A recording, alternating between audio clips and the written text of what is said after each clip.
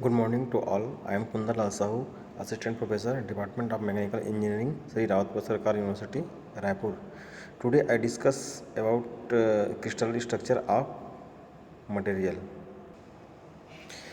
Crystal structure of material basically every materials crystal structure जो होते हैं बेसिकली थ्री टाइप्स होते हैं: simple cubic structure, body centre cubic structure and face central cubic structure and एक होता है SCP structure, hexagonal close packing structure.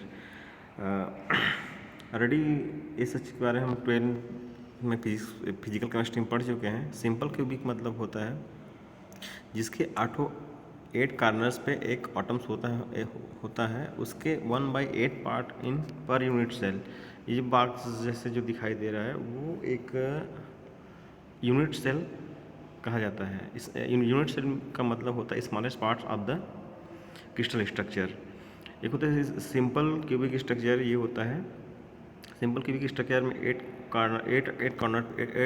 Atoms होते हैं, उसके 1/8 पार्टिसिपेट करते हैं in this one unit cell. And body centre cubic ये है, इसमें बॉडी सेंटर क्यूबिक में इसके 8 कॉर्नर पे होते हैं बट इसके सेंटर पे होते हैं एक एटम्स।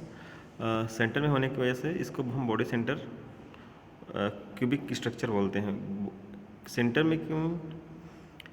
क्योंकि सेंटर में एक होल साइज एटम्स बोल सकते हैं उस जो इसके सेंटर पे स्टेबल रहता है। एंड फेस सेंटर क्यूबिक में होता है, फेस सेंटर क्यूबिक में उसके 8 कार्नर होते हैं इसके, जो जिससे उसके हर एक फेसेस पे एक हाफ एटम्स होते हैं। जैसे ये इसमें दिखाया गया है फेस सेंटर क्यूबिक में।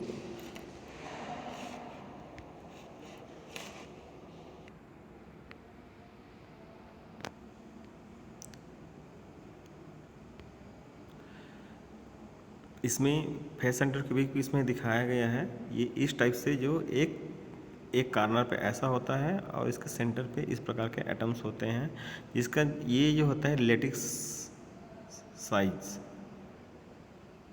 लेटिस एज, यहाँ से यहाँ तक की जो डिस्टेंस होता है ए होता है, उसको हम ऐसे से डिनोट करते हैं।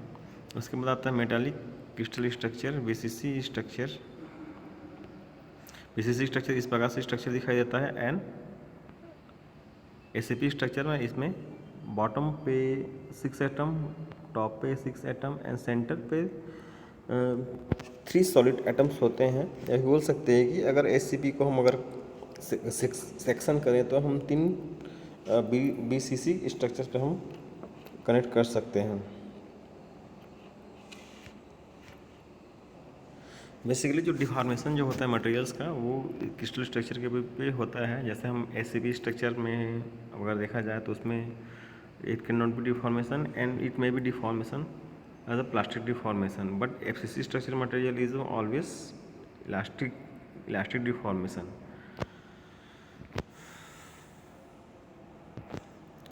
उसके बाद देखते हैं डिफॉर्मेशन बेसिकली कोई भी मटेरियल्स में हम इतने प्रकार का जो डिफॉर्म हो सकता है। इलास्टिसिटी जस्ट लाइक स्प्रिंग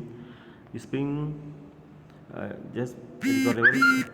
जब हम फोर्स को रिमूव करते हैं तो come back to in original position is called elastic. Plastic deformation it cannot be come back to in our original position is called plasticity. Fracture mechanics,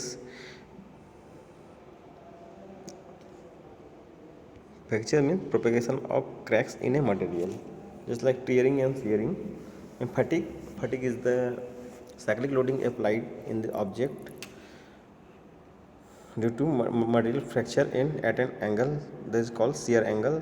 Creep is the time dependent phenomena, elongate it constantly, just like pole wires. And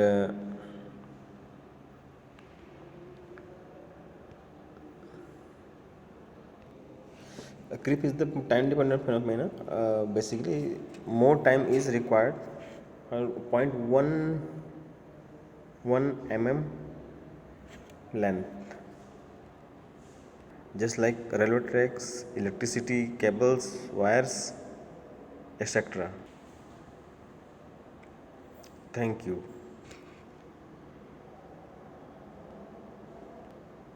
thank you.